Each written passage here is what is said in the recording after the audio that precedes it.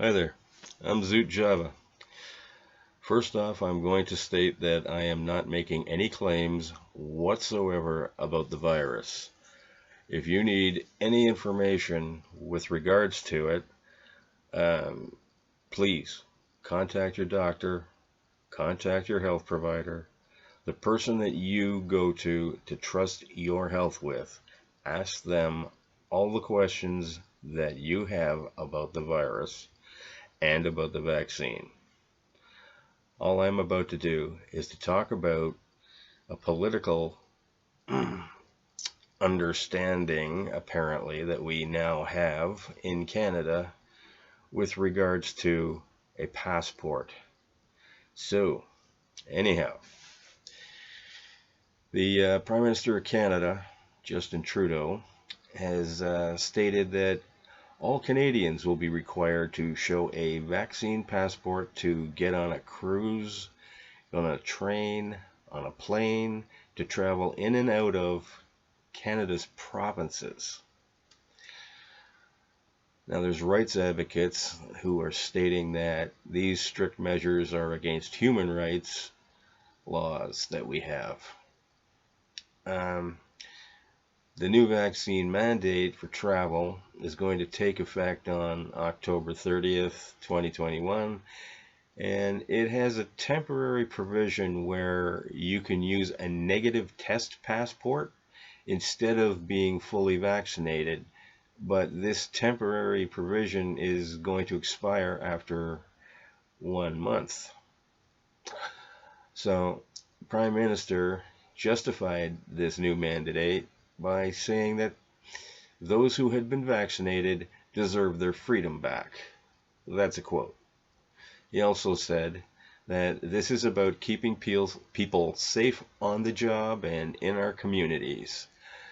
He said, if you've done the right thing and gotten vaccinated, you deserve the freedom to be safe from COVID-19, to have your kids safe from COVID, and to get back to the things that you love. Now, there's a fellow by the name of John Carpay, and he's the president of Canada's Justice Centre. Works to defend citizens' fundamental freedoms under the Canadian Charter of Rights and Freedoms. And he says that the government's vaccine mandates with regards to this are a violation of rights that are justified under science. So the government, all throughout history, they've been using the implications of science to support policies that they want to just put in, along with, you know, going to public health, safety, security, morality, things like that. And no government will violate human rights without putting forward a good sounding justification, such as, the old war on terrorism and communism and online hate, drugs, or a nasty virus, of course. So the government has previously announced that all COVID restrictions would be dropped after 70% of the population had been double vaccinated.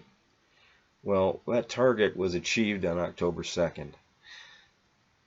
But the measures here, restrictions here, all related to the pandemic, they haven't been dropped. So, what's my take on this? Well, it just goes to show something, and that is our government are liars. They are nothing but liars. They dropped the ball on this right from the beginning. Before anybody even found out about the virus, this one, I had heard something about Ebola, and I wanted to look into it. As I was looking into that, I stumbled across something that was in China, and it was coming out of China and spreading all across Europe, at an unbelievable pace. And nobody actually knew anything about it. as the more that I dug into it, the more I found out that people were just like in a big panic because they knew nothing about the severity of it, uh, who it hits the hardest, who it may not. Such as with the bubonic plague, there were people that actually had absolutely no effect on them. Not very many, but there was a few. So these are the things I'm talking about. Basically, they just knew absolutely nothing about it. Now, I found this out about 2 months before you heard about it in the news, and I had started to tell people. I mean, we didn't know anything about the virus, but all I could see was, it was rapidly just spreading all throughout Europe, and I thought, well, this is going to be here in no time because we got flights everywhere, and I thought, it would be a great idea. Shut all the airports down immediately. Don't give it a chance to come in. Don't give it a foothold. Shut down the border between us and the United States. I understand that sounds like a horrible thing, and everybody's trying to say to me right now, what are you, crazy? We shouldn't do that. And yet we're in the middle of the big panic, according to the government. They still seem panicked about this. Um, but what did they do about it? Like, and I'm speaking about the Canadian government here. Really, absolutely nothing. They said that they had shut down some of this travel coming in, but there was planes still coming in from China. And, as far as I'm concerned, if you have a health problem like this, to this magnitude, there is no way you should be letting anyone in here at all. I don't care if you've traveled out and you're a citizen of this country. I don't care. You should not be allowed back in. Everybody's screeching at me right now because of what I'm saying. But in my opinion, we shouldn't be traveling right now. This is really bad. They want to get rid of this. They want to get rid of it by everybody getting vaccinated. They want everybody to, just be able to open things up again. But they're not going to be able to open things up again. I've been looking at it and seeing that there's different forms of it popping up everywhere, from England, South Africa, India. We got to shut everything down. We have to look after ourselves, and every other country should be doing the same thing. Sorry, all these airlines. Sorry that you'd be going out of business, but nobody gives a damn about all these smaller businesses that got pushed out of business. They got shut down. Some of them, 3 generations or so had started up these businesses, and because they weren't mega monoliths, they weren't allowed to stay open. They got shut down. I saw a small business, actually. It was an Italian bakery, serves like regular food plus baked goods and stuff. They did it better than anybody that I've ever seen. They had a person at the front door. They let one person in at a time, and then they had the spots on the floor. You weren't allowed to progress beyond those spots until the next person moved along, and they only allowed whatever the maximum amount of people were in there. Once you had cashed out, walked out the back door, they let another person in. Now you contrast that with the big box stores, which were allowed to stay open, and people were in there banging into each other, just all over the place. And they said, oh, you're supposed to be this far apart. Yeah, like that happened. I'm sorry, but it's just the problem here. And who do they just let this go on. They let people lose their livelihoods They try to make it look like they're the big heroes. Oh, look what we did. Oh, we sent you a stipend check. I'm sorry. Get lost with that. You send a stipend check out there, and then you ruin lives. You ruined so many lives. So many people out there who had nothing to do with this, right? And they got their lives ruined, and they're being chastised, and the government's coming down on them.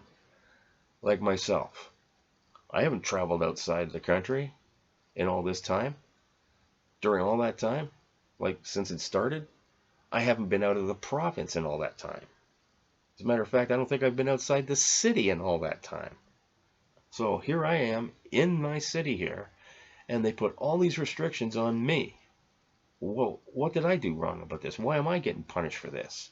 And I'm not the only one. There's hundreds of thousands of us like this in this boat. We're getting stuck here with all these restrictions, and they're trying to make it look like things are going to get better. But when they stated that they were going to open things back up again, you know, as soon as 70% of the population got their double vaccination, and that was just October the 2nd, well, they haven't dropped these restrictions. And they promised to do that. Promised. They've been promising things since this started. And every time it's just a little bit further, a little bit more, a little bit more. So I don't have a problem with admitting that, yes, the virus is here. Yes, we've got to do something about it. Vaccines are available, and there are problems with getting people to take them.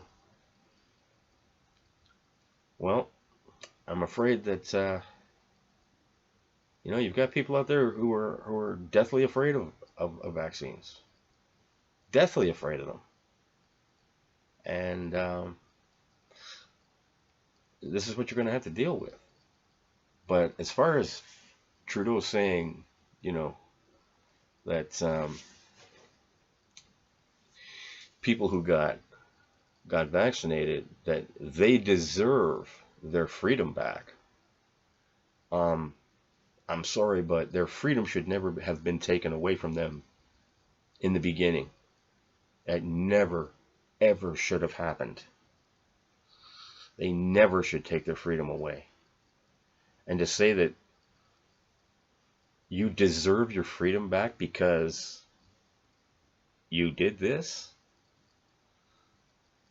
got a vaccine, to do what we say, you now get your freedom back. This is just appalling. Everybody should have their freedom back. They promised after that 70%, the 70% was hit. Made a promise. They should go out there and say, okay, everybody, go out and do your thing. I don't agree with vaccine passports. I think they're ridiculous. It is absolutely disgusting that they will make people do something like this.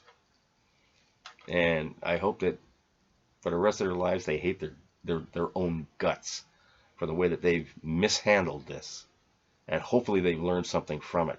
I seriously doubt it, because I think the only thing that they've learned from it is how to string people along, treat them like garbage, and advance their own power. So, anyhow, it's time now for me to give you my extremely bad joke. And it comes out this way. Justin Trudeau, the Canadian Prime Minister, has evil lessons with Satan twice a week. For those that didn't know that. And to be quite honest, the thing that I'm wondering is, how much is it that Justin Trudeau charges Satan for these lessons? No, huh? Well, anyways, thank you very much. Hit the thumbs up for me. And like, subscribe, all that great stuff, because I'm having a problem. Hated with the YouTube people. And I just want you to, plug on. I'm going to do everything I can. And I'll talk to you later. Until later, have a Java on Zoot.